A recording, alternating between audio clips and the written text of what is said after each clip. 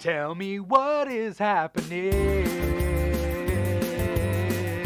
Tell me WandaVision.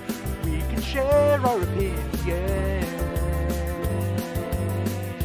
Please don't make me wait a week. What is going on with it? Tell me WandaVision. When will the after show begin? Come watch if you are a geek. All right, we are live yet again with another episode of the WandaVision Aftershow. As long as everybody can hear me, can everybody hear me? We all good out there? Now I can't hear me. Oh, I'm muted. No, I'm good. All right, I'm your host, Dimithri Perera, host of the WandaVision Aftershow. Down there, the frame below my frame. He's really loud. There you go. Oh, am I really loud? I'm probably really. I'm just a loud guy, man. I'm just a loud guy. I'm gonna mess with my volume. Anyway, the guy down there in the frame, beneath my frame, is Paul Lao. Paul Lao, say hi. Co-host Paul Lao, everybody. Paul Lao, say hi. Co-host Paul Lao, say hi. We got an echo here. No, I'm kidding. Hi. Hello. Welcome. Hey. Paul is doing a good job holding down the fort, keeping me responsible here. That's his job as co-host here. But here's the thing: this isn't just a 1 or 2 person show. This is a 3-person show, and luckily, we got our special guest for today. We got Superbeard himself, Vince Hoover. Vince, how you doing today?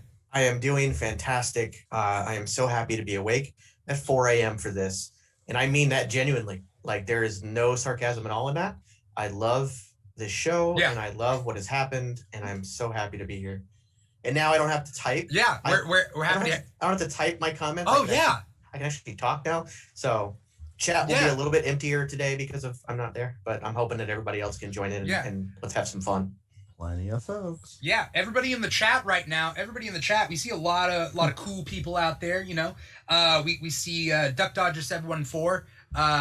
He helps out with the key. He's one of our assistants. He's our intern, Duck Dodger 714, unpaid intern. We got Game Apart out there, who is actually longtime guest of the show, Holly Scott, on her work account. So that's Holly for you. Hey, Holly. We also got Pyra Ouroboros out there. I think I saw Pyra Ouroboros there earlier. I don't know if Little Asian Tiger is out there, but you know they're married, so maybe Little Asian Tiger will come out. And yes, Holly, that is a parody of Quando. I wanted to record a theme song for this show, and we ended up on Quando. Anyway, Superbeard, Vince, thanks for coming. This time You're on camera, so you got to wear clothes. Yes, I wore clothes this time. Yeah. I still have pajama bottoms on though. It's cool to take them off as long as you don't show us. I'm PJs on the bottom. So no, you don't have to. You don't. Please don't. Twitch is gonna kick us. You know. Also, don't make sounds either, because we know the sounds of a cucumber hitting the bottom of the desk. So. Cucumber, Vienna sausage, whatever. Yeah, it's fine. Let's talk about WandaVision before we get to talking about the actual episode. While people start piling in, let's talk about our theories leading up to this episode. I know we've talked about it a lot on the show, but this is the first time Vince is up to bat here. So, Vince, tell me, what were your theories going into this episode? You know, no changing it for posterity. Tell me what your actual, honest thoughts were going into this. Well, I thought exactly word for word what happened in this episode. No. I really thought there was a puppet master beyond somebody, you know, of course, I mean, going off the comic books, we all thought Mephisto. Right. And that, you know, things like that kind of played out, but without the puppet master. But I always thought there was going to be a puppet master beyond Agatha. I was one of the few people who was not on the Fox X-Men Quicksilver boat. I wasn't. I know, Dimithri, you weren't either. I was not. I know you were not on that boat either. And although I had the meta theory, like I had that big meta theory about how his face was seen in something, and that's how it came to be. And although I wasn't right, I wasn't exactly wrong either. Right. So I'm really happy about that. I did not expect some things. The cameo. Oh, the cameo and the aerospace engineer. I was in the. It had to be somebody. It wasn't. I was in that boat. Yeah. I had that theory. It had to be somebody. Although it kind of did. It or possibly turn out to be somebody in a way. Could it still? I don't even know. Did we see the person even? I think that it was the aerospace engineer ended up being Major Goodner that showed up in an episode. Is it though? Okay. But, all right. But I think that Major Goodner wasn't Major Goodner. I think that I don't want to jump ahead to the post-credit scene just yet, but it'll tie into that. We thought we'll find out. But it didn't turn out. It didn't turn out to be. It didn't turn out to be. No. Reed Richards, which was a long shot, but one that's a long shot. And the only reason I thought it was just because they had announced the film. If they hadn't announced the film, there was literally no shot. I've always been there will be no mutants in this, and sure enough, I was right. So that was really cool.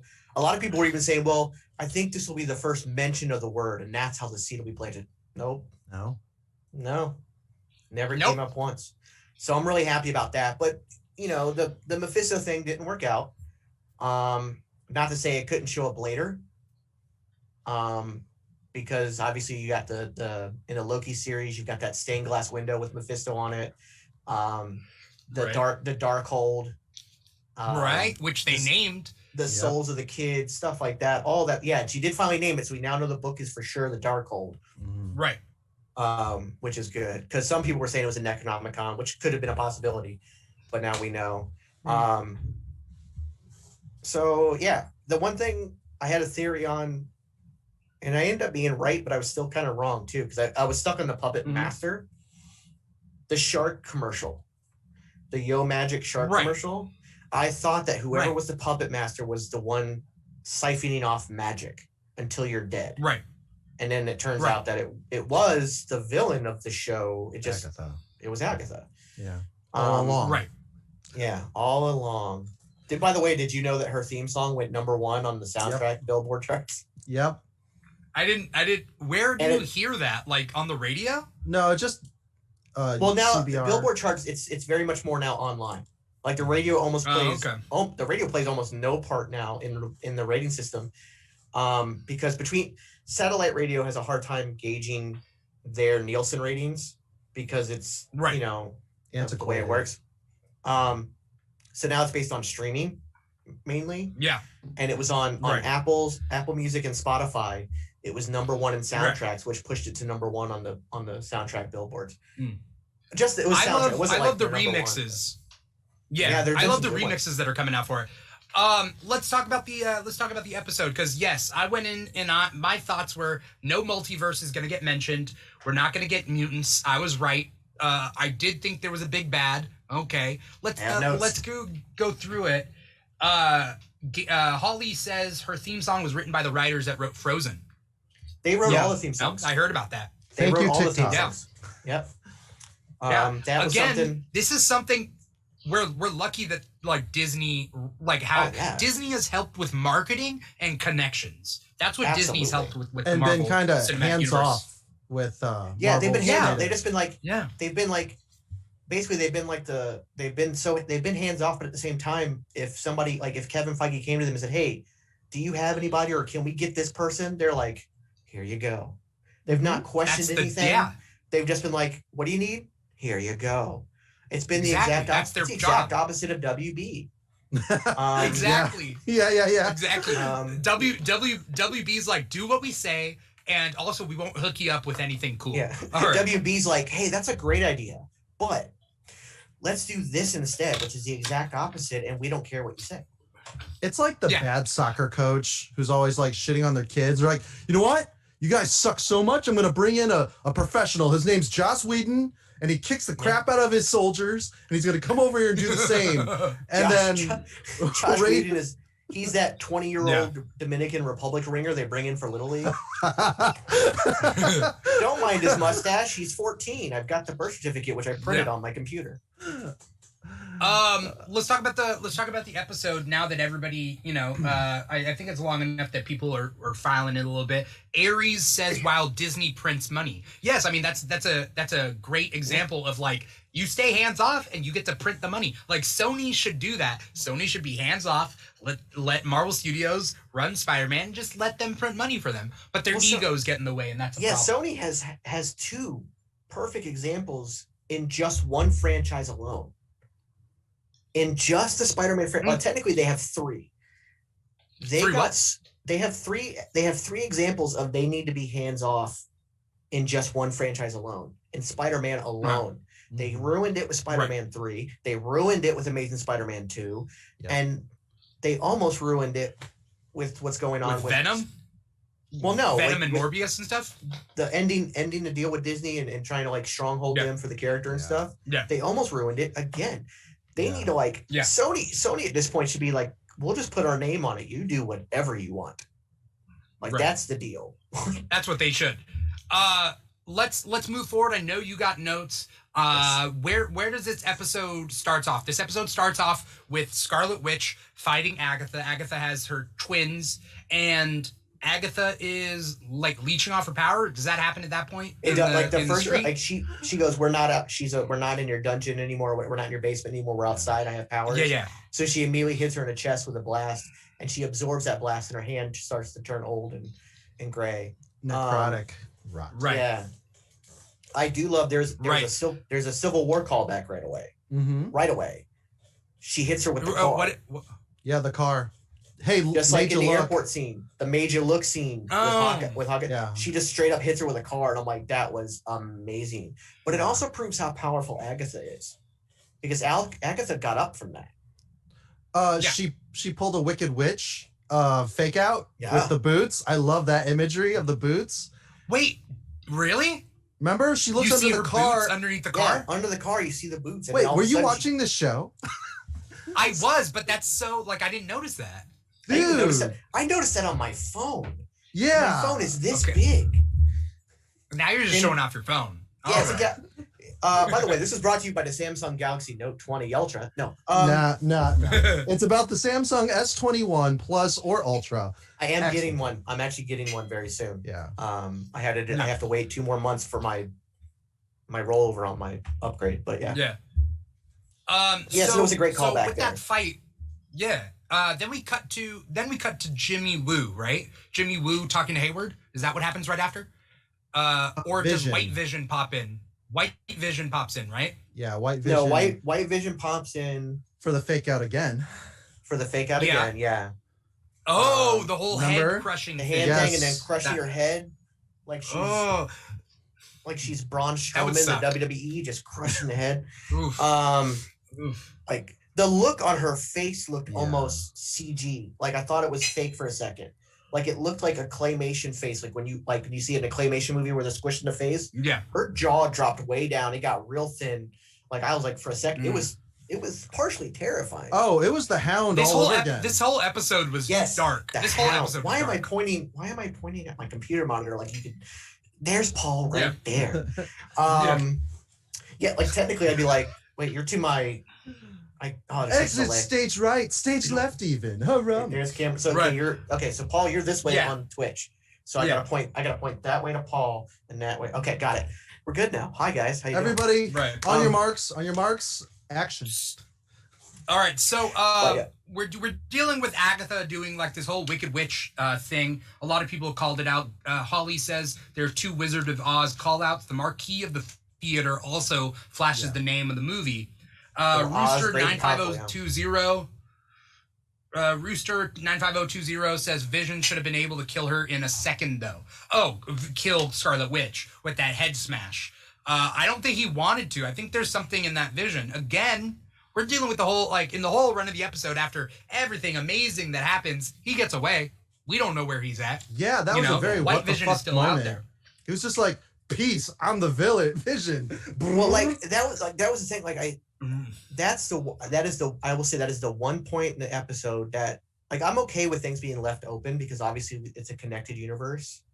But that was the one thing that was left far too open. Yeah. When it could have easily, like, she did. I mean, it kind of sort of hurt the ending a little bit. Yeah. Because the goodbye means nothing. I don't agree. I mean, don't it agree, does. It does. Well, it does in two parts because one, she doesn't know that White Vision now has all his memory back because the other Vision didn't tell her. So to her, it means something. But as a viewer, we know, obviously they're going to be reunited at some point. He has the Vision is back now. He's obviously having an existential crisis, but all his memories are back. So the only thing he won't have is anything from the moment of the return of his memories forward. Right. With her. Here's a question though. We knew when Peter Parker died in Infinity War, we knew he was coming back. But that doesn't change my enjoyment and thoughts of that moment because he did not know he was coming back, right? Yeah. Well, I think that's so. Yeah, I think that's a little bit different because in that case, one, we were all shocked at who was the ones getting dusted, because the ones that were dusted were the ones that were supposed to be the future, and we were told the whole time that there were permanent consequences to what was happening in this film. It's okay, Miss Murata. Right. So it's like in the directors, in almost every interview, the director's like, when people are dead, they're dead. Now they meant that for the Soul Stone people and stuff like that. But still, they were saying that. People were like, what? Like, we all expected Iron Man and Captain America to get thing. But with this, like, it happened too soon. Like, we had a whole year to sit on that misery of Peter Parker and remember how we all cried. And I'm going to say we all cried because if you say you didn't cry, you're a liar. When we all cried, when Tom Holland acted his ass off in that moment, and that was just like, so we had a year to sit in that. We only had 10, 15 minutes to sit in this. And it wasn't a death. It was just he left. Like, I thought he was going to come back, like, in that final battle and show, like, it's like Wanda, it's me, which that'll happen. Obviously, we're going to have that because now there's a Vision out there, and he'll be white. So we can go the White Vision route for a while too, which will be cool just to see a different version of him. Which I'm sure Paul Bettany's happy about to check at the beginning. Yeah, right. Paul Lao, not Paul Bettany. Oh, what's up? I was gonna can we talk about the troll job that Paul Bettany did? Paul Bettany deserves a trophy. The man deserves a trophy. I wrote a whole article on it at ScreenGeek.net. That's ScreenGeek.net, people. Please go over there to see your comic book movie news. It's displayed. Don't worry. I know. But seriously, though, he trolled everyone, and he even he kind of doubled back on it this morning with Good Morning America. He's like, hey, I kind of feel bad. People panicked. I was just trying to have some fun. But then that was like a double. It was almost a double bluff. It's like, oh wait. He wouldn't admit that he was trolling before the episode aired. Like, we're so, like, spoiler work, like, and everything is just like, so he double trolled us. Right. Hard. Like, that dude is insanely good. Yeah. I mean, they're both good with press. Sorry. I mean, I think this whole thing has been a phenomenon as far as, like, everybody going on their own theory rants and, like, trying to figure this out. And, like, maybe Vagabondage will pop by and, like, let us know because she had her old thing. We got Razor Blades in the comments. Razor Blades, what's up? The end credit scene with... Oh, okay. We'll get to the end credit scenes. Don't worry. We'll get there. Don't jump ahead. Can we... Yeah, in the meantime, click follow on the platform that you're watching. Yeah, what's up, Paul? Where do you want to go? Yeah, so I think what was great was they brought up the paradox of Theseus' ship. Because as audience members, we have to, think about transitive property. When is something not something when something is built upon something? So there's this whole like factoid. It's like every 5 years, all the atoms in your body are no longer the atoms that you were born with. The cells, but yeah. The cells or whatever. But every 7 years is every 7 years, the gum in your stomach digests. Yeah, we all know that. It's always 7 years. But it's why your taste changed. It's why something as a kid you didn't like, all of a sudden you're like, this is actually really good, or vice versa. I mean, it's a lot of things. There's other stuff like your hormones change your stoma.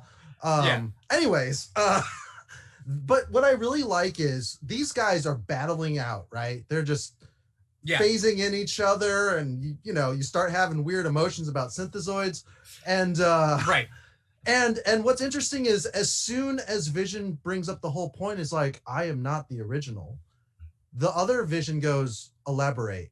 And like, I never see that in DC. I mean, I'm sorry, I hate shitting on DC. No, but I don't see, it's not always just a punch fest. It's always, right. And you just got this, oh wait, right. Synthesoid that's very logical. Go ahead, Dimithri, you want to interject, I can tell. Well, I was just going to say that normally in these type of movies, what's going to happen is like the robot's like, I'm not the robot, you're the robot. And then the other robot's like, wait, what? Error.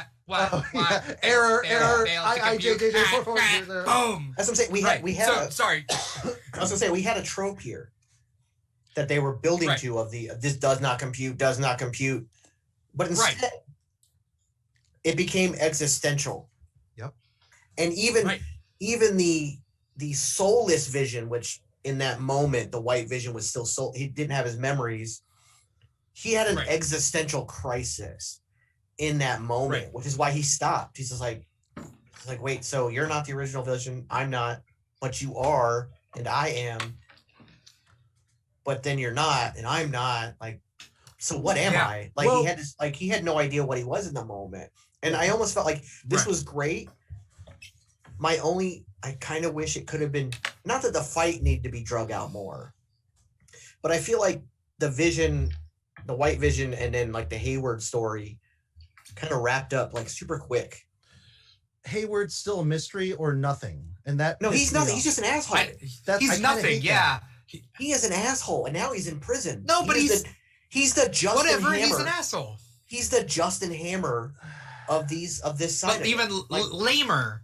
He tried to shoot kids. He tried to shoot kids that he knew had powers, right? Yeah. Or some weird sentience. Yeah.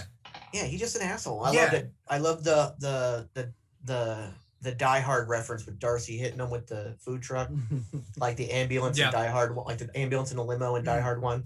Yeah. You're going to jail, dude. So I like that. Yeah. They do mention the Darkhold by name. That is something that, like, a lot of these times they'll sidestep things and kind of show things in the background. But they said it by name. Here's the thing: we didn't get a commercial in this show, but do you know what we got? Where would you put it? What we got was that billboard. There was a billboard that Agatha was in front of for Squeaky Shine, and I'm trying to decode it to see if it's anything. Something about Mother Earth and whatnot, but it might tie in with Scarlet Witch. I'm not quite sure. We'll go back and watch that. If anybody knows, that's the only advertisement, and I think they snuck that in. Agatha's like right in front of it. Anyway, if anyone, douchebags. Let's talk about Ralph Boner. Exactly. Hey, good segue. Yeah. Talk about another douchebag, and we found out who Ralph is. She's had Ralph the whole time. She's had this guy in her back pocket the whole time, up in her attic. Yeah. What's up, Outlaw Hero? Yeah. And he was just in some 2-bit actor with a headshot with the name Ralph Boner. Well, and I tried to.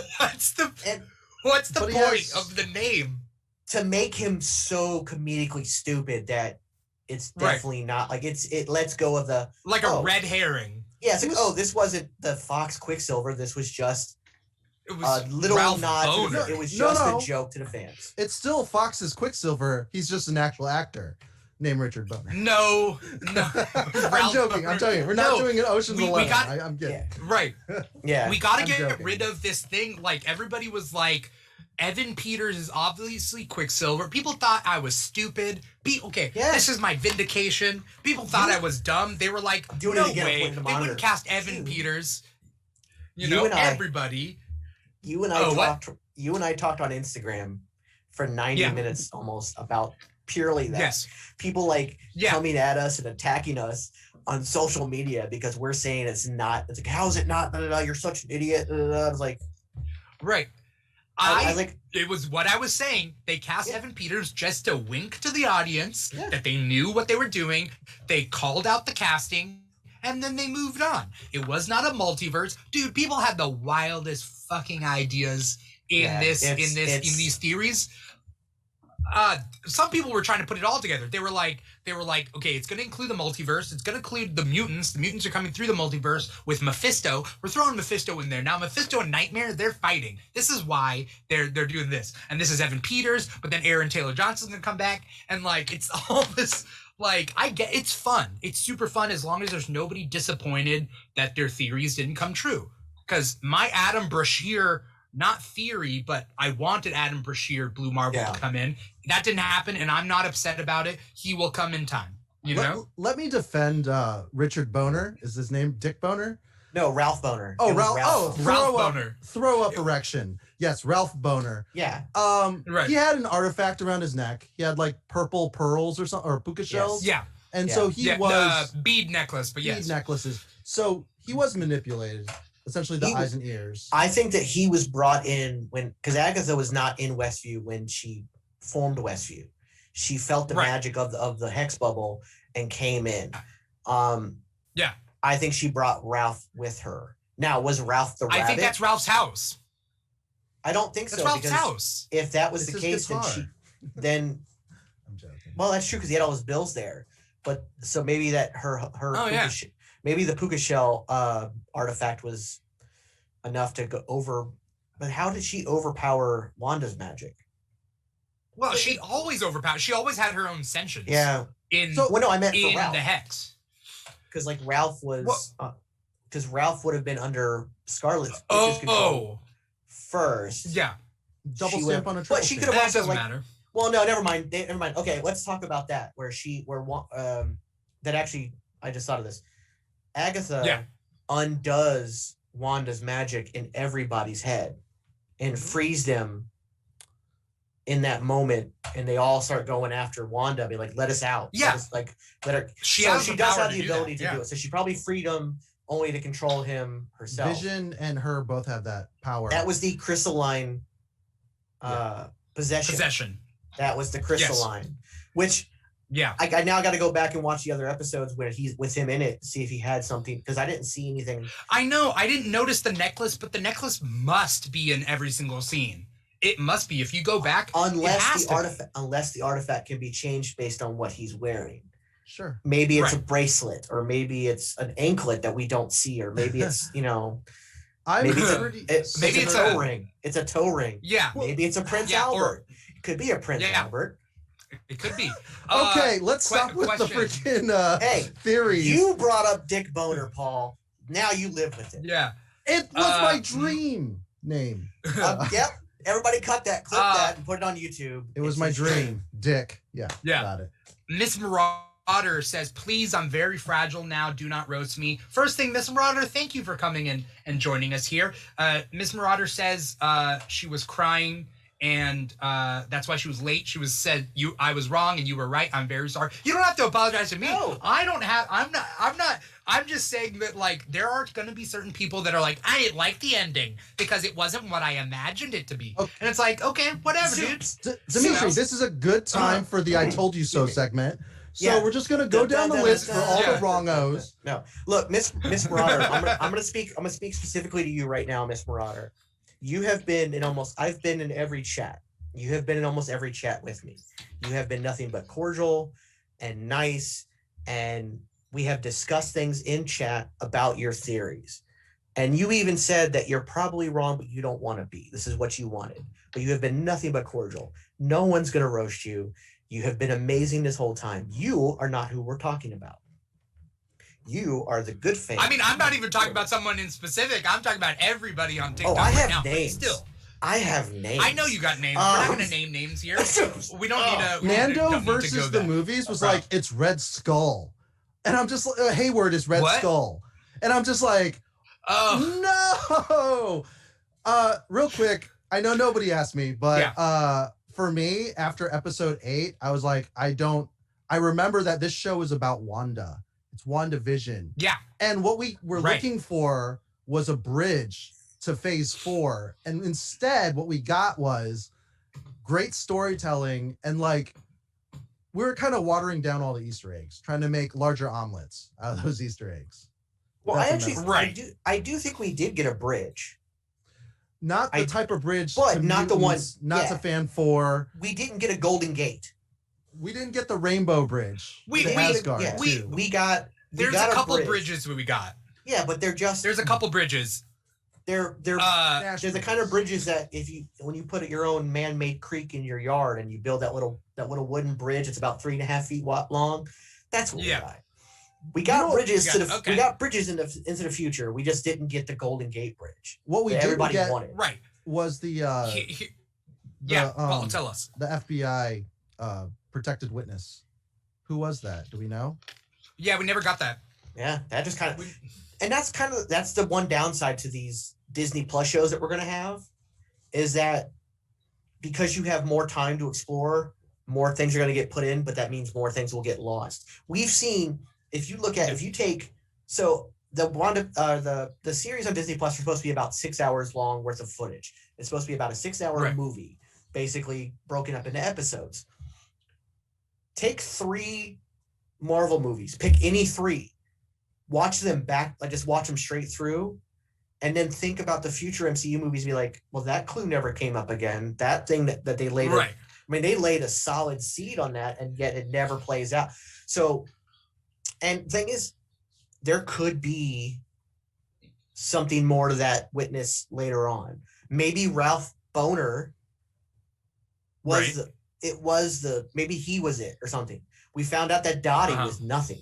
We found out she was just another person in the hex field as well. You want to talk about seeds? Right. Oh, sorry. Talk about seeds. Yeah, you're right. Dottie was nobody.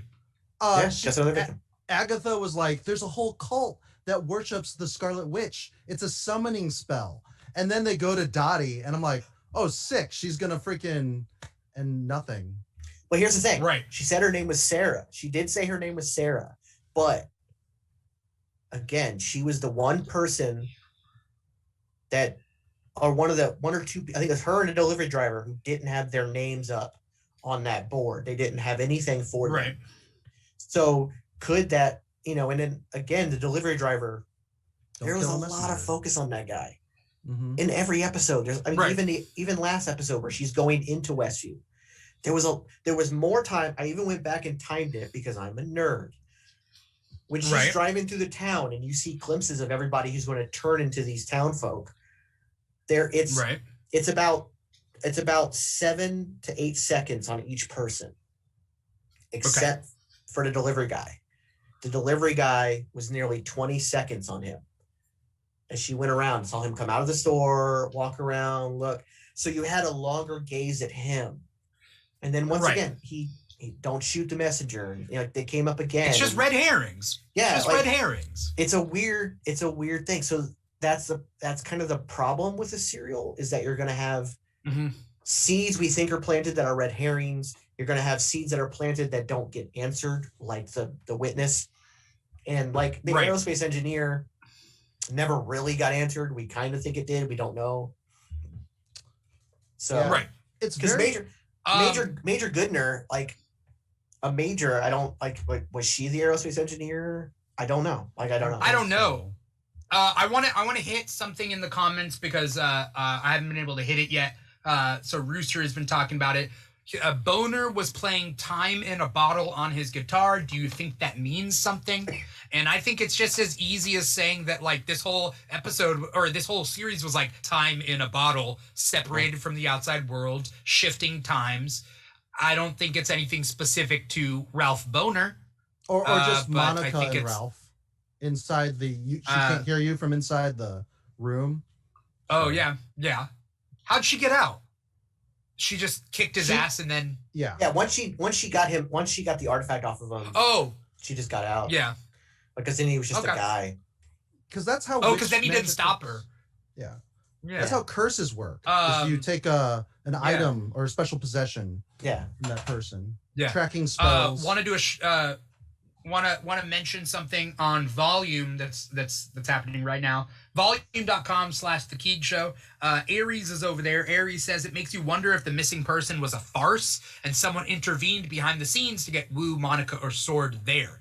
There is a chance that in the Loki series, we're going to see Loki doing some weird meddling behind the scenes. The reason is because even in the trailer for Loki, we see him pull a DB Cooper. And if you don't know who DB Cooper is, he's like a legend of a man in glasses looking like almost like Men in Black. He got onto a plane and stole money, got into a plane, and when the plane landed, he was not on the plane or something. He disappeared. No, so what happened? This happened from California to Seattle, a flight. While he was on a flight, he told the stewardess he had a bomb in his suitcase, and that they need a radio to the next airport. He wanted, I think it was $50,000, or it was a large amount of money. Yeah. They gave the money. They put the money on the plane. Everybody got off except for the pilots and the stewardess and him, and they were to fly to Seattle. As they were crossing over a bunch of forest in the wilderness of Washington State, he then jumped out of the plane with the money, never to be seen again. So, and of course, DB Cooper is not even the name of the guy that came, because the way he wrote his name, it looked like DB Cooper, but that's actually not even who he is. But we've stuck with the DB Cooper because that's just what the legend is. So now we know that Loki is actually DB Cooper. He's jumping into these points, so maybe he is the witness or something. Again, with Paul, it could have been a fake thing where like the witness. But I mean, to pull somebody to come to Westview, witness protection is something like this guy's supposed to have been in Westview for a while. And all of a sudden they're like, hey, we can't get a hold of our witness anymore. He's not checking in anymore. So like, if you know how witness protection works, the FBI has known that he's been there for a while. So it has to be, if you use that clue, there has to be a witness. It may not be important. Unfortunately, when you make it a person instead of I was called here as a case because there's a weird thing with the police not knowing this town exists. Like, they could have done something with the FBI, but then why would you have Jimmy Woo, who's FBI in San Francisco, come all the way across the country? I guess they used the witness may have just been what brings Jimmy from San Francisco to New Jersey, because it was his witness. It could have just been a MacGuffin. Yeah, right. Exactly. That's what it's called. It's called a MacGuffin. Yeah, like a suitcase. It's the suitcase in Pulp Fiction. We'll never know what's inside it. It's diamonds. It doesn't. Unofficial. Yeah. It's a light bulb. Yeah. It's a light bulb. That's what I think they do that in Community. Rooster also pointed out, and I forgot this. Yes, what Rooster's getting at. Time in a Bottle is his song from his X-Men appearance when he runs in the Pentagon. Mm-hmm. And so he just plays that, and that's just a nod to the audience. It's just a wink. It's an Easter egg, right? It doesn't mean that there's all these Easter eggs. It doesn't mean there's an in-continuity explanation for any of it. We have to sift through, sort the wheat from the chaff, you know? Miss Marauder says she's super excited for the Loki plot where he's the Zodiac killer. So. Wait, Ted Cruz's dad? He's Ted Cruz's dad? Oh, hey, you're from Florida. You get it. Yeah, I get it. Could it be the Time Bureau? It's the Time Variance Authority. Yeah, TVO. That's confirmed. Yeah. That's confirmed. They show that in the trailer. Yeah, that could be the secret person. I'm not saying so. It could be that, like, Owen Wilson. Yeah. Somebody said that Owen Wilson being cast in Loki means he's Mephisto. That was literally their connection. I was like, so you're saying that? Are you saying Owen Wilson's the devil? Like, what are you saying? What are you saying? I haven't done anything. Don't cancel me. Wow. Hey, sure. But yeah, so I'm sure Loki may tie into it a little bit. Maybe something in Falcon and Winter Soldier. I do think that Falcon and Winter Soldier will touch very little on WandaVision.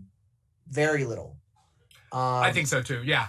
I actually think it's going to tie a lot into Shang-Chi more than we think, but I don't think it's going to tie into WandaVision. It'll set up Madripoor, right? Yeah, it sets up Madripoor. It's setting up Madripoor. Yeah. which to me helps. I think that, by starting to bring in the Asian side of things and more than just what we got at the very end or at the very beginning of Endgame, you're going to see more of that and more, because they're going to spend at least a whole episode there, if not two. So I think that'll help start laying the groundwork for Shang-Chi. Yeah, here's the thing though. Madripoor is an X-Men location. And so Madripoor is specifically X-Men related. It's like where Logan goes as Patch, his alter alias, and all that stuff. Rooster says maybe Loki shot JFK, but Miss Marauder's like, no, Magneto shot JFK. Again, that's Fox Universe, so who knows who really shot JFK? No, Magneto did not shoot JFK. He tried to save him because he was a mutant. Mm-hmm. Right. Mutant with the power of persuasion. That's what they said. Yeah. In the and quite honestly, I wouldn't doubt it. Yeah. I love, by the way, X-Men Days of Future Past is like one of my favorite superhero movies. It's a great of all film. time. But think about this. JFK was able to tell people in Berlin, Ich bin ein Berliner. Yeah. That means I'm a donut. That's actually an urban myth. I mean, he did say that, and it would be, but in context, supposedly it does. Nobody hears it as I am a jelly donut or whatever Berliner is.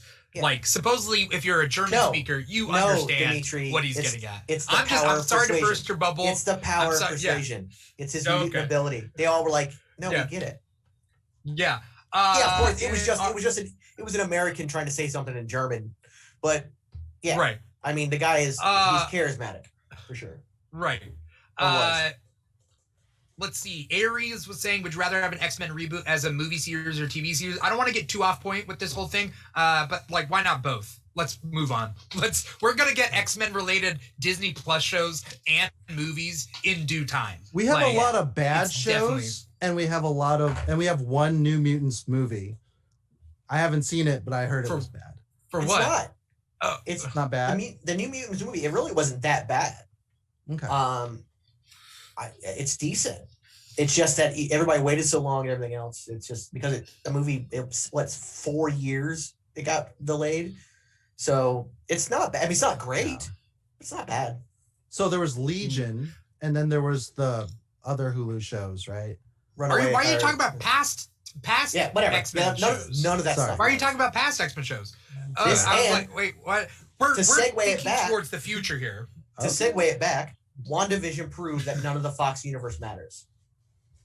With Evan Peters. Yeah. Honestly, that's a kick-ass matters. Honestly though, that while this was just a nod to the fans, it also buried the Fox universe. Look, guys. I think so. Evan Peters is here. He's not Quicksilver. The Fox universe is dead. We're gonna get all New Mutants. It's Ralph Boner. That's it.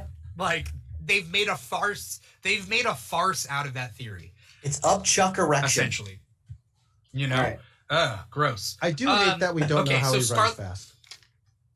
Yeah, we just Agatha's power. Agatha's magical powers. It's just magical. It's just running. Well, it's at first, whatever. It's magic. I thought running. it was an illusion, and now that I'm seeing, because remember they were reporting the things before he did them in the Halloween episode. I think 5. Uh-huh. But no, he can use it to beat up Monica if he wants to, or keep her trapped. She just imbued him with it. Agatha just imbued him with that ability. Because I guarantee you that the second she ripped off that necklace, he wasn't fast no more. Well, we don't know. Yeah, right. We got Raz Ramos on volume. What's up, Raz? Thanks for stopping by. Rooster says he wants to see the director's cut. Also, so we get this new mythos for Scarlet Witch, right? We get the Harbinger of Chaos. That is not born but forged. That's what she says. The Scarlet Witch mantle is not born but forged. We also see Scarlet Witch do some kick-ass things with the runes, which was awesome. That was awesome. That was well done. Aries in the comments says that he saw it coming because in the beginning of the episode from the last time on, they bring up the runes. And then, but I thought that was an awesome and smart way to deal with it. I was like, why is she missing a lot of the time? Like, what's the purpose? Yeah. And I was well, like, I also that's why. I thought my worry was like, oh crap, they're going Ang Lee Hulk here. She's just going to overwhelm her to where Agatha can't take it anymore and it's too much. Oh. And I was really worried about that, where you overpower the villain with your power, like that kind of thing. I'm like, oh, that I even wrote it down, like overpowering the villain with access energy trope crap. Right. And I'm like, oh shit. I mean, and that happens, like you want my shit, power? The runes. Take it.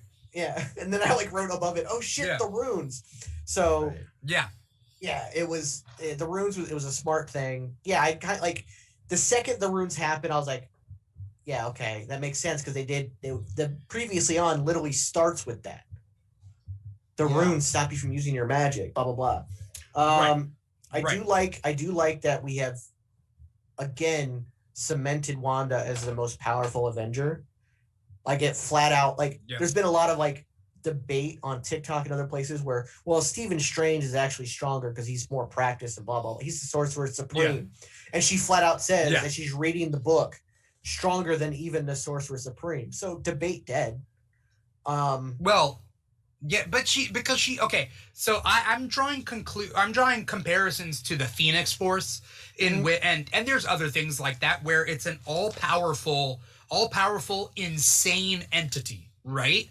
The Scarlet Witch thing, she's going mad, right? Like, and we'll get to the end credits soon, but like, she's going mad. Same with the Phoenix Force. And we could say that, like, wouldn't that just make the strongest hero is if you were like a god like that and just could do whatever? But with that power comes the cost, right? There's a cost to that power, which is insanity, which is kind of hitting Scarlet Witch in this way. So they've elevated Scarlet Witch into almost the Scarlet Witch Force, right? Yep. The Phoenix Force, the Scarlet Witch Force. It's this crazy godlike power that we see eat away at her over time, I would assume. Especially, I noticed... Oh, what's up?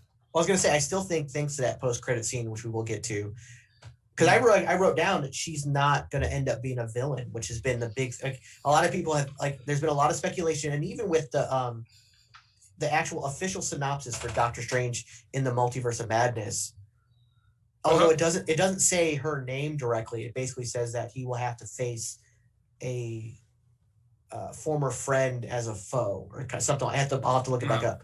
But I'm like, okay, so she's going... When she gets her powers fully, she's going to go villain.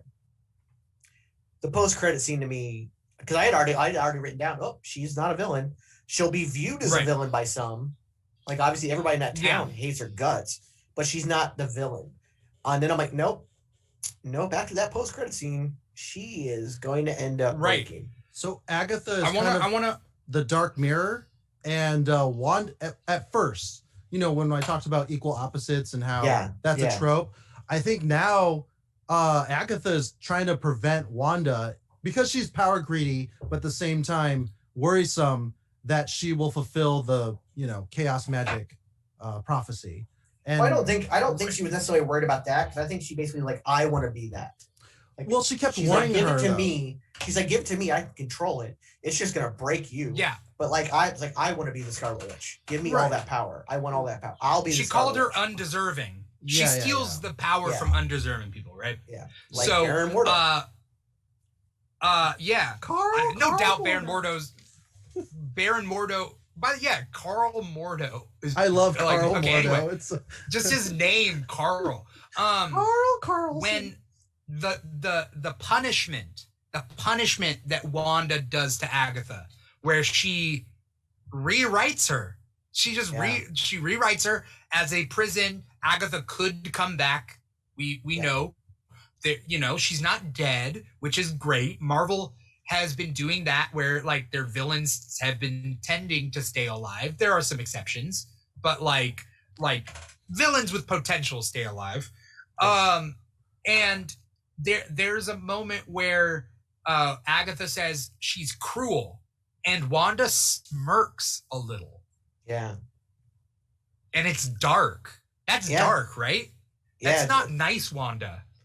Wanda has her moments, and like, you even saw it in Age of Ultron, like when she was full on, I'm gonna kill the Avengers before realizing that Ultron was going to destroy the entire. Like, she's not a type of villain that would want to destroy the entire world. Although with the power of the Scarlet Witch taking over, it could get to that level.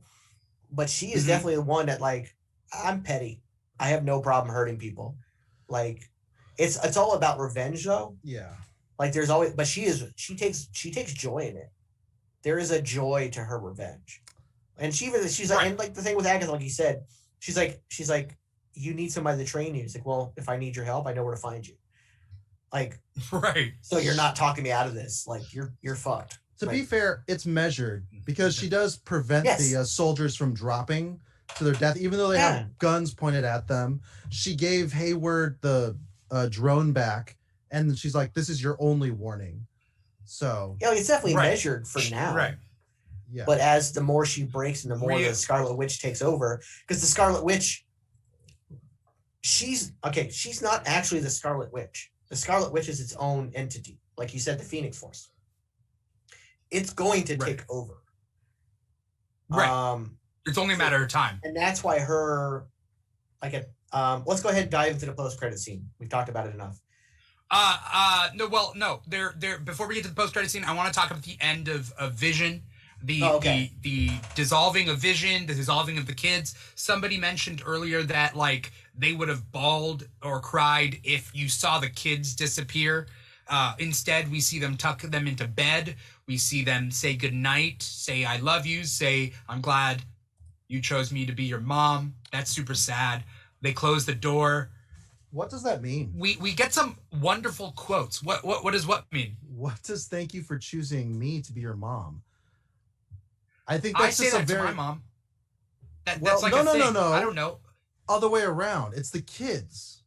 So thank you, kids, for choosing me. No. What I mean is, I mean, we both say that to each other. It's like, you know, it's just like I don't know. It's just a thing like I tell my mom. It's like I chose her before, you know, and she chose me. You know, it's kind of a metaphysical thing where it's like, you know, those souls got into those children. Like if it was with my parents, like, you know, my soul chose that vessel. So the son she got, I chose to be that son for her. Right.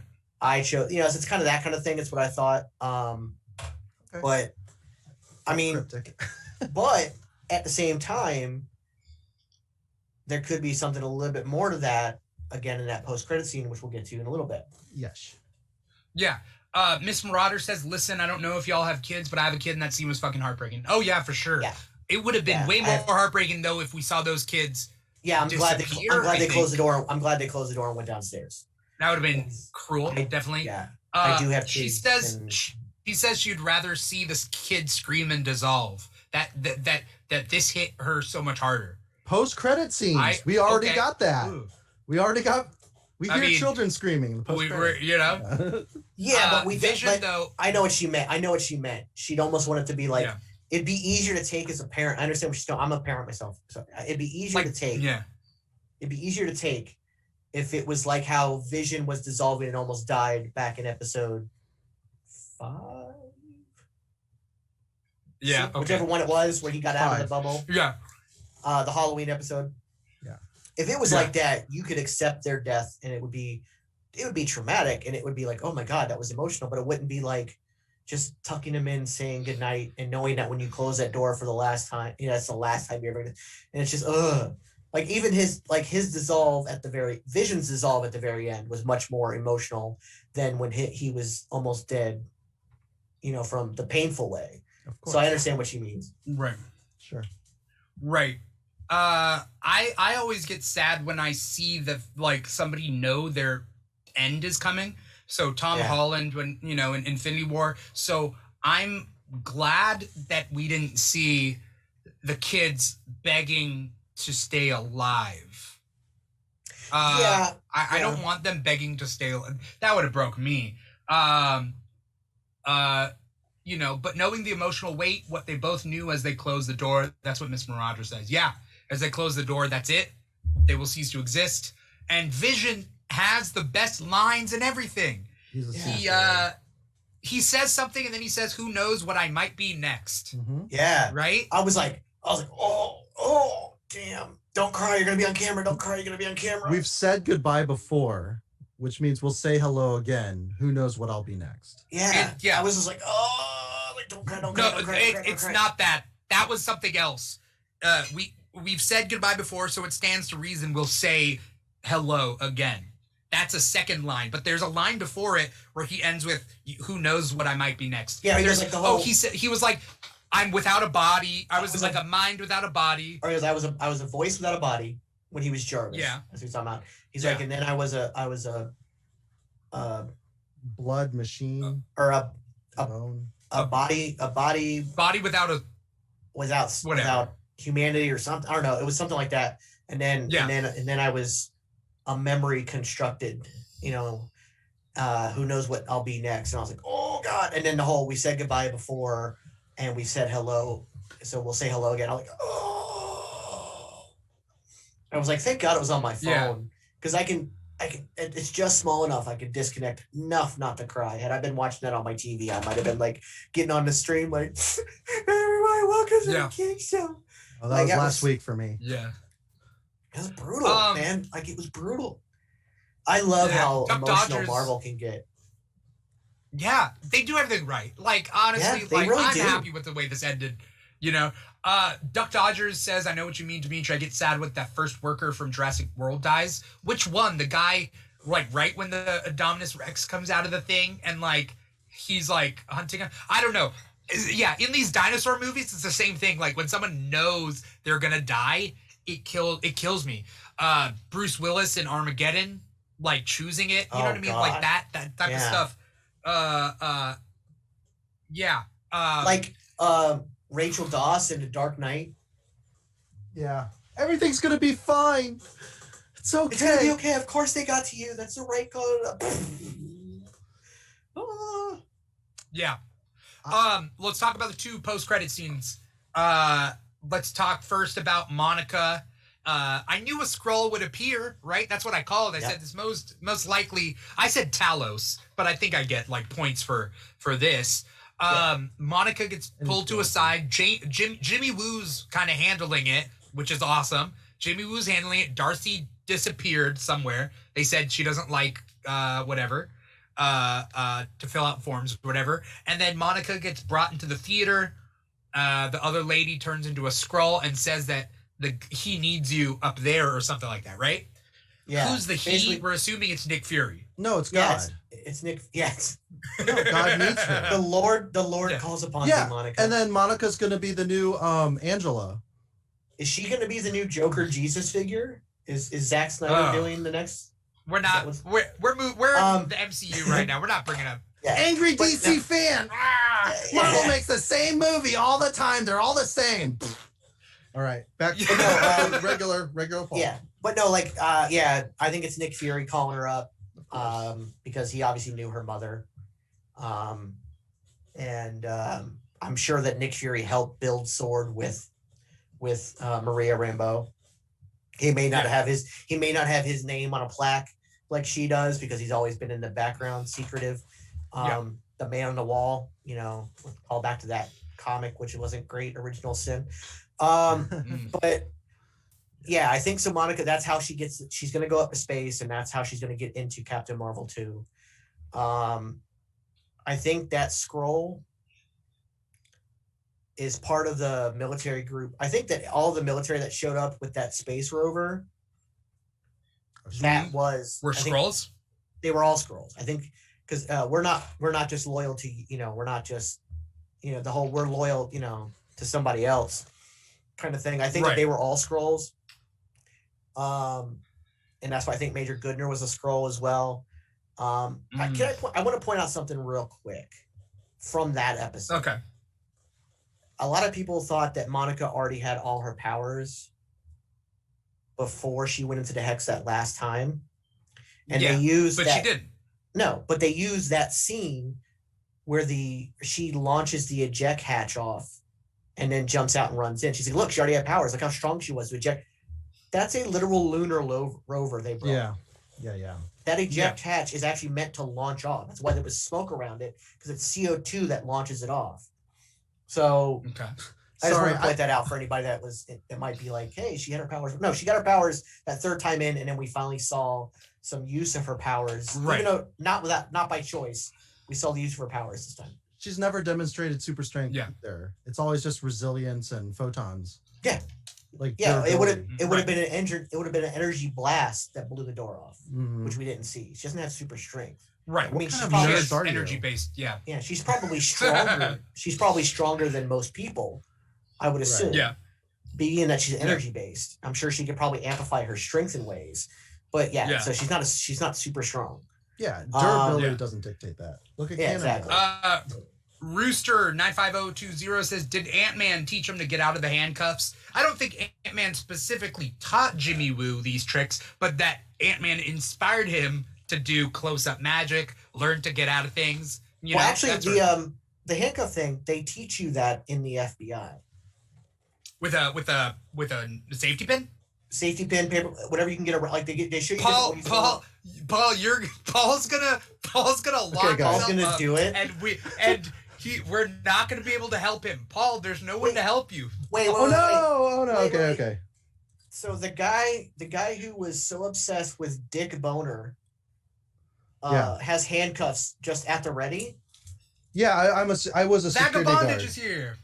Hey, Hey, speaking of bondage and kink and handcuffs. Perfect. No, I don't think the handcuffs the unlocking the handcuffs have anything to do with magic or learning like up close magic. That's something they actually teach you in the FBI. Is how to get out of that stuff. Same with zip ties. Yeah, they teach you all that kind of stuff. But I think I know how to do that. Yeah. Like him saying flourish is just like, that's because that's what, he's very much into this up close magic now ever since he saw it from Ant-Man. So it's like flourish. And it could, like you said, it could I think also it's an inspiration thing. It's also, it could be part of, like you said, him watching the episodes. The escapism showed up a couple times. You had it with the magic, the magic show in episode 2, and then you had Darcy as the escape artist, that kind of thing. Which the escape artist, now it makes more sense why she became an escape artist. Because what does she do at the end of the episode? Peace out. I'm gone. I'm not doing paperwork. Bye. Also, Darcy might be super strong because she just tears off the chains. Because obviously they're fake change for a circus. Maybe. But at least Vagabondage said she was crying, but then she heard there was handcuffs, so she got here. And then Aries says Vaga was summoned. It was devastating. Vaga says. I love how on my I gotta check the word Vaga was filtered. I gotta turn my filters off. Wait, who calls it Vaja? Like the V. Yeah. Vaja. That's my mother's name. Mother and Vaja, or Vaja and Faja. Yes. Let's talk about that final scene, and this is the one that I'm sure is a little bit more open to interpretation. And I want to hear Paul and Vince's theories on this final scene. There are 2 end credit scenes, so if you guys did not watch the whole thing, I would recommend muting us and going back and watching that final thing, or just watching it afterwards, whatever. In this final scene, we see this kind of wonky. It was a weird camera kind of move-in. It was weird because it wasn't steady. It kind of wonked a little bit, and then it got to this cabin in the middle of this clearing, and Wanda's out there, I guess, drinking her tea. Do you hear a tea kettle in the background? Is that what it was? Yeah. And then Wanda, she's wearing her sweatpants and her dress down look. She's pale too. Rooster, we're gonna get to that in a second, but awesome. We see her. She's alone. She walks inside. I was expecting to see runes on the walls. I did not, but whatever. Yeah. Because that would have been cool, but whatever. And then the camera goes past Wanda to the back where Wanda's in full Scarlet Witch mode, messing with things as she does, kind of Doctor Strange reading the Darkhold, and she hears Billy and Tommy yelling for help. If Mephisto is coming, he's coming later. That is their souls are trapped somewhere. There is always a cost to magic. She's the harbinger of chaos. She created these beings, but they have to exist somewhere, which means it's possible Vision exists somewhere. Because if she manifested his soul, just like she manifested their souls, it could be possible that all their souls are somewhere. right? It's possible. I want to hear Superbeard first, and then we'll hear Paul. Okay. Well, I think on the Vision front, I don't necessarily think that version of Vision will come back, only because they did unlock everything in the White Vision, so you would then have two Visions. So I think that one's gone, because he even says he wasn't a soul; he was a memory brought to life. So I think that's love. Yeah. So I think with him, he wasn't a soul brought to life. He was just the memories constructed and brought to life. So I think that if when we get the Vision again, because we obviously will, it'll be the White Vision who's on his existential crisis now more than ever. But certainly he will come out of it and want to find Wanda. Right. I do think that what Marvel may do is they may take Mephisto out and use Nightmare instead, because Nightmare is the villain of Doctor Strange 2, supposedly, but he may not be. It maybe end up being Mephisto all along. And Mephisto may be the villain instead. And that could, we got that devil stained glass window, all that stuff. I think that what we saw was proof that she's stronger than the Sorcerer Supreme, because she was able to astral project while still being conscious. It also shows, literally splitting up, right? Yeah, literally splitting herself. Yeah, but it also shows that the Scarlet Witch, if Wanda died, the Scarlet Witch still exists. It would have to find another host, I guess. But it's a force, like you said. It's a force. Right. So. Right. But right now it's attached to Wanda, so it's got all of Wanda's emotions and feelings and whatnot. And so hearing the twins while she's studying the Darkhold, I think this does very well tying into Doctor Strange 2 in two ways. It can go two ways. Either she does break and she's the villain for the first third of Doctor Strange 2 and he has to deal with that, or she will eventually, even with all her studying, realize she needs help, which they pushed that a lot at the end of the episode. And she knows Doctor Strange at least enough that he's an Avenger and someone that should be able to be trusted.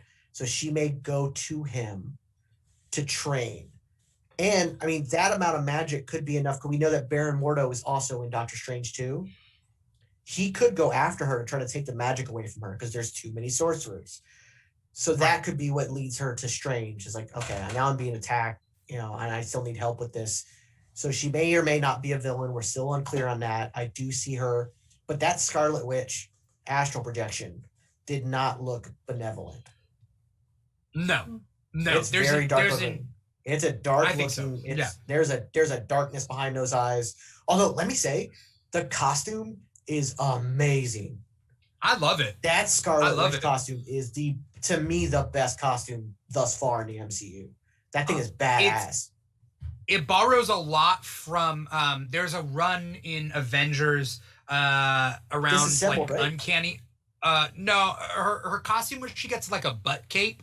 That's what I call it. I call it a butt cape, because sometimes heroes have butt capes where it's the back. It's like a dress, but only in the back. Oh, I got you. Yeah. That's what I call a butt cape. Hawkeye had a butt cape in Ultimates Volume 3. It's a bad volume. Don't read that one. But I'm just saying, butt capes are stylish. Magneto has had a butt cape before. As you could have a butt cape and a regular cape. Anyway, the point being is that is it's after this. I tried to grab Children's Crusade, but no, it's not. She gets it like a more Romani outfit later, and that crown reminds me of that, and the cape in the back. Uncanny Avengers, I swear, where is it? It has this. Here it is. I also liked that she had, like, when she flew away from Monica, her cape has a hood. Yeah. Her cape has a hood. It does, yeah. Which is badass. Yeah. Did you say fat ass? Badass. Bad. Oh, Badass. I heard she has a hood. She has a hood and a fat ass. And I was like, oh, what? Okay. It reminds me a lot of the Hawkeye outfit, the very like burgundy wine colored one, combined with like Magneto, kind of like structure, how it goes from the middle, and then the shoulders. That's the skin. That's all the skin you need, and her face. Exactly. It's really practical. I especially like there's that bit of cross weave just at the top that looks really badass, and I think the crown looks amazing. I was worried how that would look. It looks amazing. Her gloves are great, like because there's like a cross weave throughout the entire glove. Yeah. Like Yeah, it's really badass looking. And I think her whole chest is rectangular hexes, like they're lengthened. Wow. And so there's a lot of Vision inspired. I have the Marvel Legends movie Vision and Wanda. Yeah. And it's like a merge of those two, an amalgam, if you will. Yeah. Amalgam. Paul, what are your thoughts on that post-credit scene with Wanda? We got some. Sorry, real quick. There were some comments talking about how, Vagabondage, I think, says that the Darkhold is all Chthon and not Mephisto. So because it's chaos. Who knows if they'll cut corners? In the comics, it's Chthon. They could cut corners. There's a lot of differences here, so they could easily just make it Mephisto. Right. First of all, Mephisto is just easier to say, and having a literal devil. So. You say Mephisto is easier to say, but then in the Ghost Rider movie with Nicolas Cage, they didn't call him Mephisto. Do you remember what they called him? Mephistopheles. They just wanted to make that name longer. Right. Well, no, because it's a different character. Because they didn't have the rights to Mephisto. No. In Marvel, there's a Mephistopheles as well? No. Mephistopheles is a legitimate religious figure.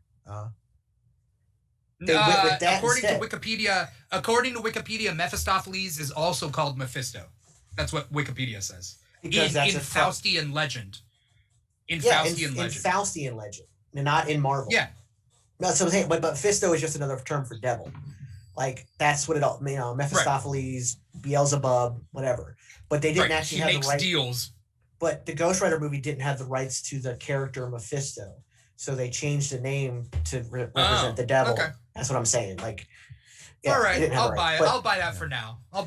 In Italian Eternia, Mephisto is what Fisto calls himself. He's like, "Hey, it's a Mephisto." All right, there you go. That's the worst joke. For Star Wars fans out there, if you're a fan of Kit Fisto, no relation.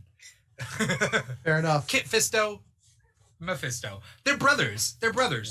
Yeah. Paul, tell me, what are your thoughts about that ending, post credits? She's reading the Darkhold, and I mean, here's the thing. Doctor Strange, when he's looking at all the possibilities in Infinity War, that did not look normal. I would say it's comparable. I mean, I hate to sound like Mantis, but does your friend do that often? And I can explain that though. I can explain that. Okay. I can explain his look in that moment. When you're watching Doctor Strange? Yeah. When you're watching something, he's watching how realities play out. He's watching 14 million realities in that moment.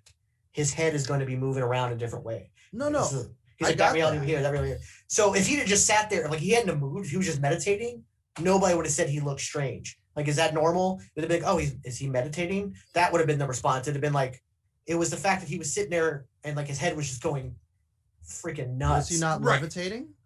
Yeah, but they all like they can fly. Like levitating is normal too.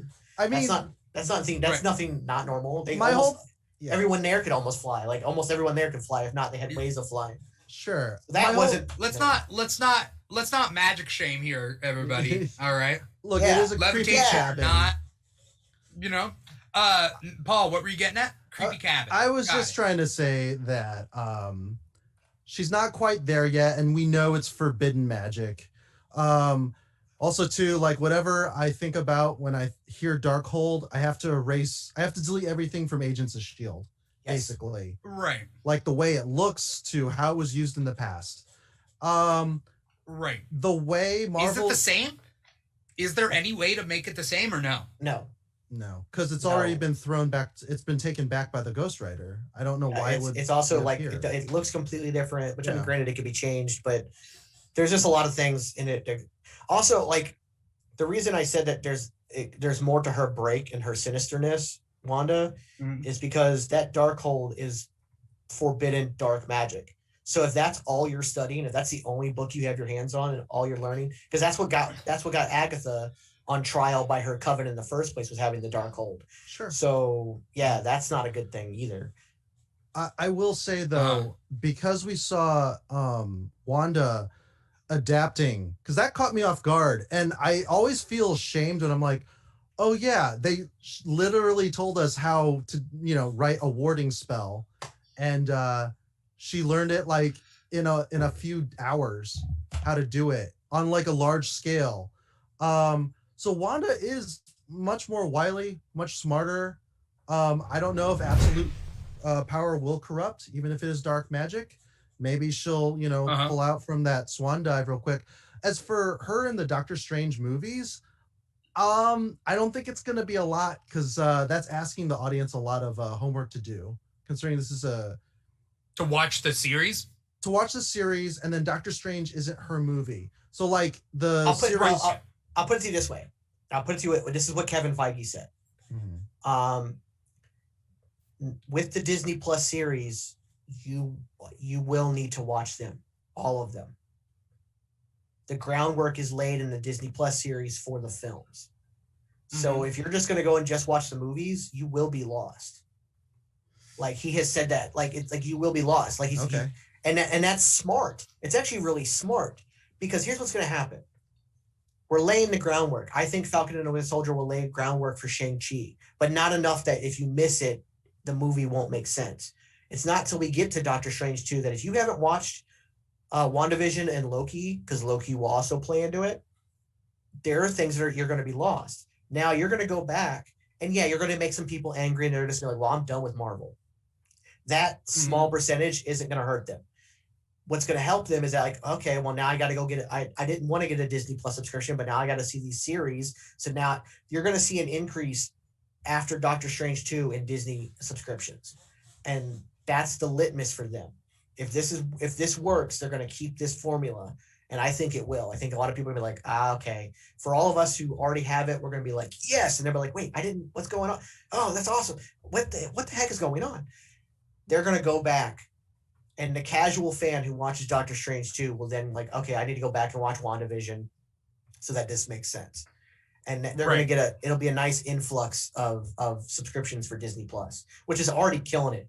Like their growth rate is insane. Well, it was discounted, right? Like there was like 3 months free, then it was $8, and then it's going to get a hike, I assume. Oh, it was $7. It just got a hike to $8. Okay. Matter of fact, when I logged on today, it said, hey, just so you know, your subscription is going from $6.99 to $7.99. I'm like, yeah, I know. You already took the $7.99 on my account. Got it. So, well, fine. Then I don't think screen time's going to be that long. If that is their plan, that's a huge wager. Because everything that happened here for us as viewers, we've been combing it, like fine-tooth combing every detail. And Marvel's really good about kind of flattening each character so that when they interact, we can like reminisce about their series and then pull it towards, an Avengers film, which they did. I think it'll only be the first third. It'll be the first act of Doctor Strange 2. I think that, and I don't think the Darkhold is what's going to break her. I think it's just going to help with the break. Her break will be a mental, emotional breakdown. Now that she's hearing her kids scream again, she's going to break. And then all the dark force, the dark power of the Scarlet Witch itself is what's going to cause her to break. I just think that studying the Darkhold as your only source of studying or training magic is not a good call. Sure. It's all dark magic. So just in and of itself, even if you're a good person, your magic is all based in dark stuff. Like that was the crisis in Doctor Strange when they found out the Ancient One was pulling from the dark dimension to be immortal. Like that whole, like she was a hypocrite. Is that what Caliclius called? Caecilius. Caecilius, thank you. Caecilius. That's what he called her. Yeah. So, it's not going to be the main point of the film for Doctor Strange 2. It's just going to help.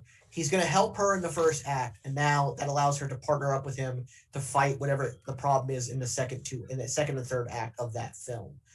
There might be a couple of different things. I mean, the way I personally see it going, and it doesn't have to go this way, who's to say, is that her want to save her children from damnation or whatever close to it will allow her, or will be a catalyst for something bigger. Now, what was said in this episode that we know for sure, and this is something that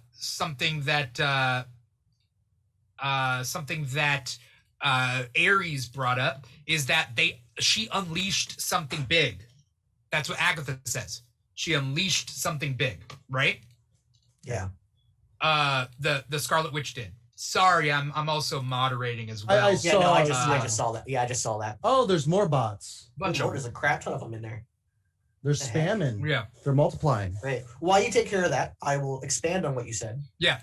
Because I agree. I agree 1,000%. I think, and that's where it could be Chthon, it could be Nightmare, it could be Mephisto. The villain of Doctor Strange 2 comes from her doing this spell, doing all this, releasing the Scarlet Witch, reading the Darkhold, the whole nine. She is the catalyst that launches what happens in that movie. She is, and they can easily explain, even for the casual viewer, there's an easy way to explain that in the first act, dealing with her mental breakdown or her issues, or her even just training, trying to get better at her powers.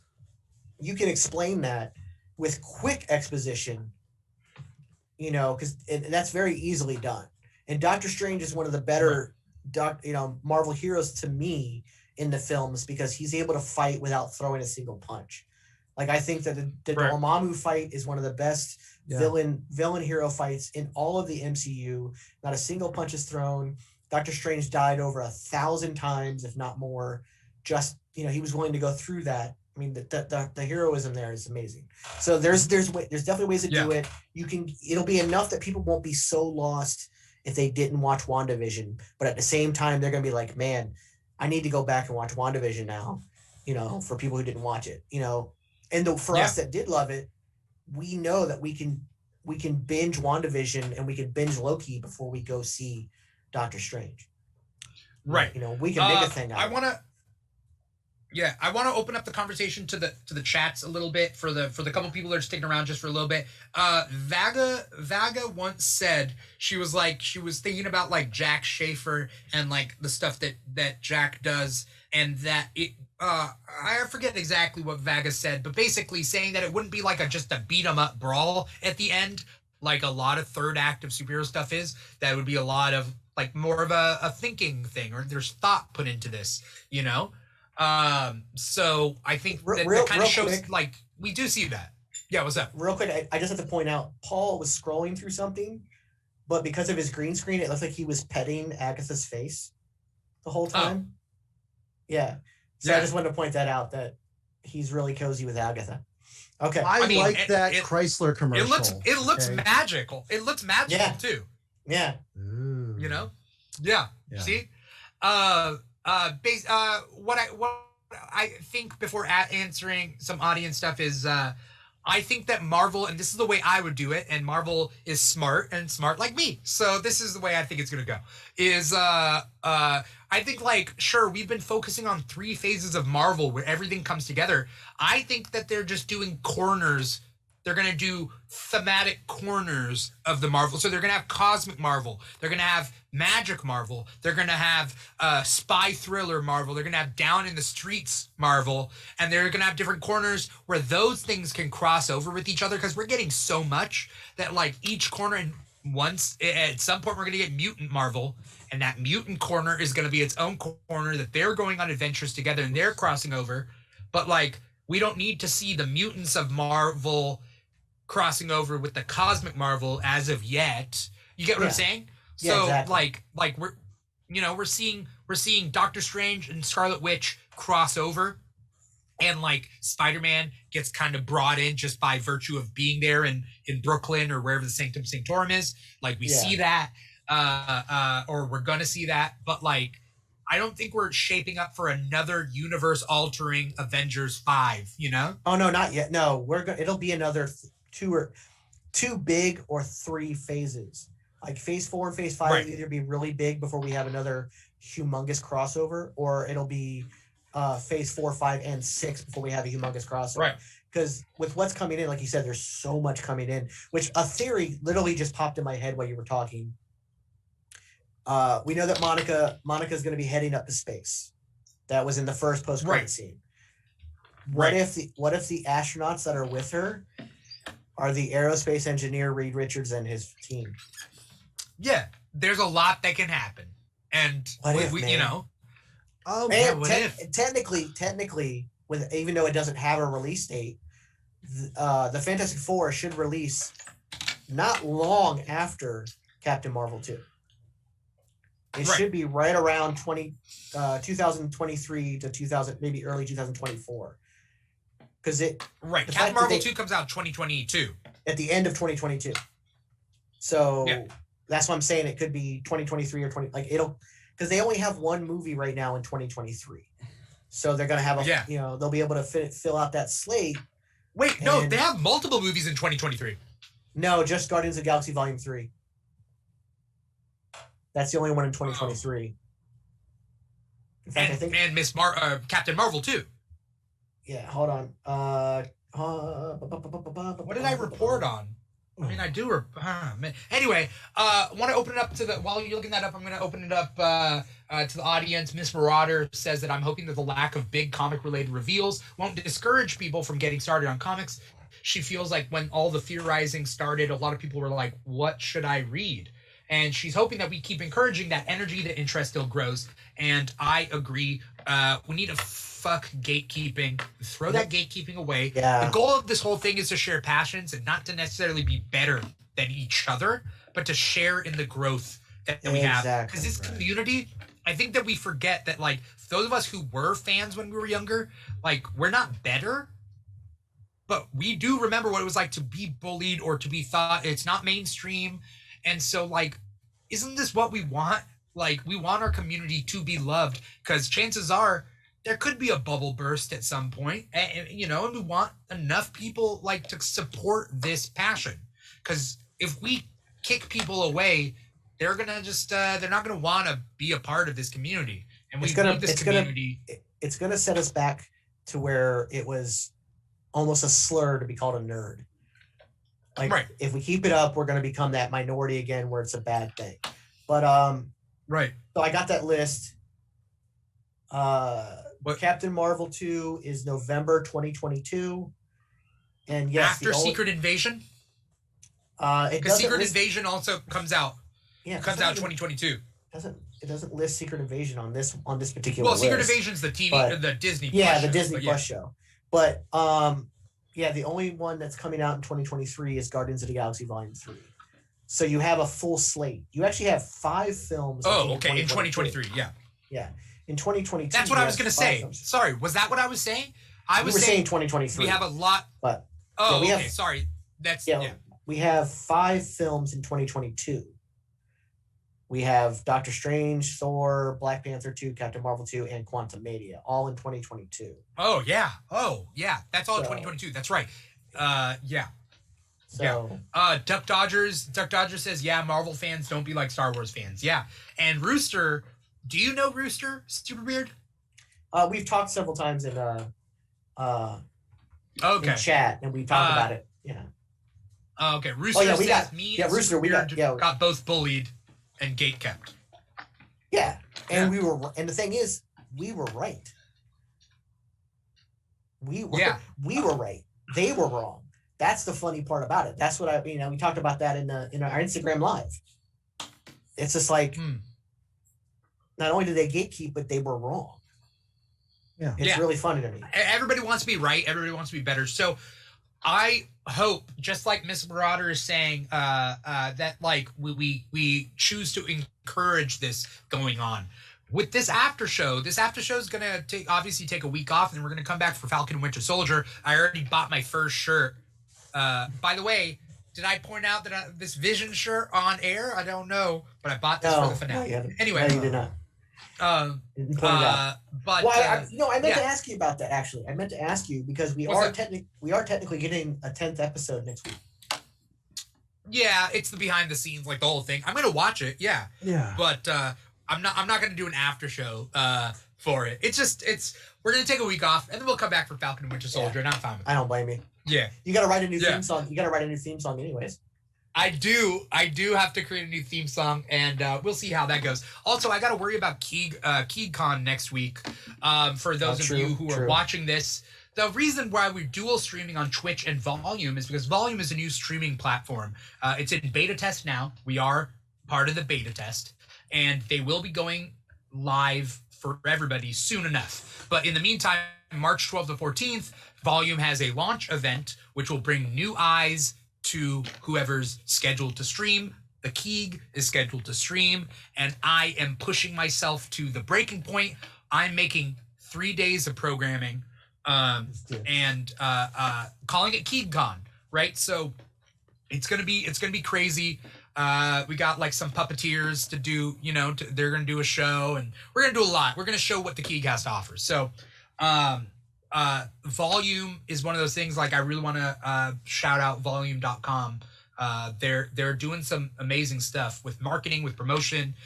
So I think there's ads on Spotify and Howard Stern and stuff, whatever. Anyway, the point being is Volume is like Twitch, except there's no gaming involved. It's all like performance art and that sort of thing. Musicians, actors, comedians, talk shows, right? So that's volume.com. So the Keeg is going to do KeegCon March 12th to 14th, and looking forward to that, except it's a lot of work. It's a lot of work for me, so we'll see. That's why we don't have much this week as apart from this WandaVision Aftershow. As we wind down, before we say goodbye, I know that Rooster was bringing up the fact that he wanted ice cream catchphrases. Where Darcy hits him with an ice cream truck, hits Hayward with an ice cream truck, what catchphrases would you think of to, like, in an action movie? You hit someone with an ice cream truck, what do you say? What are your catchphrases? If you guys got one, it'd be like, Well, then what, we need to get, you know? you can go with when she hits him, is like, here's your 2 scoops of whoop ass. Yeah, I was gonna say that. 2 scoops of kick ass. All right. Yeah. Mine was sorry, all out of soft serve, because I hit you hard. That's a good one. Yeah. Oh, okay. And then you scream for ice cream. Oh, okay. Yeah. Looks like you scream. Yeah. Okay. I mean, that's cheesy. It's not Darcy Brittany dialogue, though. Yeah. No, it's not Darcy dialogue. Darcy wouldn't do that. But, like, although, we're talking like line, cheesy action lines. I mean, wait. Her line was not very good. Enjoy prison. What was it? Oh, enjoy prison. Yeah. I know, that was really weird, because I'm like, isn't he... There's no ice cream pun. Well, it's also just a crap line. You know what a good crap line would have been is like, where's my fucking coffee? And they dropped the F-bomb on Disney Plus. Oh, yeah. Even if they went, where's my damn coffee? Like, or like, now, like she hits him. It's like, now bring me my damn coffee. Something like. Right. Even science, bitch. Yeah. Full of Jesse. If it was for some reason Matthew Perry in an ice cream truck, and he's like, Cone, you been any more locked up? Paul left. Paul's leaving. Paul's done. All right, he's out. You know what's sad? Can he be any more frustrated? You know what's sad? I'm gonna end up thinking of like 10 or 12 really dad joke puns. I'm gonna have to make a TikTok about it, because I'm gonna be like, as soon as we're done, like, we're gonna sign off, and I'm like, all right, I'm gonna go lay down and relax, and then maybe watch the episode again, and all of a sudden, oh my god, What's Hayward's first name? Oh, I forgot. Crap. Generic. Is it Jim? I don't know. Generic. Frank? But did he, like, I kind of felt like he was like, am I the only one who felt like his arrest was like a Scooby-Doo villain being taken away? Yep. Yes. It felt a little like, it felt very underwhelming and very just like why didn't Wanda like trip, turn him into a pig? Well, no, just trip and blast him back just like, oh, just knocked him back. They killed him, but just knock him back or something. Like, it was so, he was so looking like, and I would have got away with it too if it wasn't for those Midley twins. And, what was Hayward's end game? Nothing. His end game was just to prove that his vision weapon worked and to kill Wanda because he hates superheroes. Yeah. I think there's going to be fallout from the people of the town. And for sure. And it sucks because it would have been a great vehicle for mutant hate. Damn, Duck Dodgers dropped one. Oh, you could say his arrest was very vanilla. Vanilla. Yeah. It was. But no, it was vanilla. It was very Scooby-Doo, like, damn. Like, yeah. Wait, it changed into an ice cream truck? Wasn't it a funnel cake of love? Wasn't she driving that, or? Oh, yeah. So why are we? It wasn't even an ice cream truck? Yeah. Remember, funnel cake of love was the name of the truck. It was a funnel cake food truck. Yeah. From the circus. Yeah. Episode 7. Brewster's fucking us up. All right. On that note, you're funneled into jail, Cupcake. Yeah. Oh, you're gonna get a lot of love in jail. That classic line. Have fun. As we end this episode, I want to say thank you to the audience out there that's watching us, whether it's on Volume or on Twitch. I want to thank you guys because you guys give really great input and you help the show in so many ways. The show wouldn't be half what it is without the audience out there. This is the last episode of the WandaVision Aftershow, so let me get my thank yous out. Thank you them. Thank you to special guests for today, Superbeard, Vince, Hoover. Thank you for coming on the show, Superbeard. You've been a blast. Your TikToks are awesome. Everybody should follow him on TikTok. He got a TikTok. And then follow or go to ScreenGeek.net, read some of his writings, his articles, learn the geek news from there. Co-host Paul Lao, everybody. It must have been funnel while it lasted. All right. Yeah. Miss Marauder says, hold up, am I back in my college improv group? No, your high school one. This is anyway, thank you, Paul, for holding down the fort, for being a part of this adventure. Thanks for inviting me. Yeah, no problem. And thank you for that Chandler Bing joke. I was doing it for dramatic effect. Chandler Bing chocolate chip. Bing chocolate chip. Bing cherry chip. Cherries, What's the? Okay. Oh, what's the ice cream he would get if he? What's the ice cream? Ben and Jerry's. Didn't they make one? It's Bing. I don't know. Is it the cherry one is Cherry Garcia is Ben and Jerry's. No, I know, but isn't there like a Bing berry or a Bing something? There's Bing cherry or Bing chocolate chip or something. Aries is over there on Volume giving me his write up. Thanks for all the fun after shows. Loved having these nightcaps after each episode. It was fun to have these experiences together. Looking forward to KeyCon and the Falcon Winter Soldier after shows. Thanks to Vince for staying up till almost 6 a.m. for us. It is almost 6 a.m. So we're gonna close this. Miss Marauder says, thank you guys. Been a fun addition to watching WandaVision each week. Again, we're taking next week off, but we'll be back for Falcon and Winter Soldier. Again, I got a shirt for it, which means I got to do the after show if I got a shirt for it. I will be back in the chat, people. I'll be back in the chat. It's cool. Like, we're cultivating a late night community, but, this is not goodbye.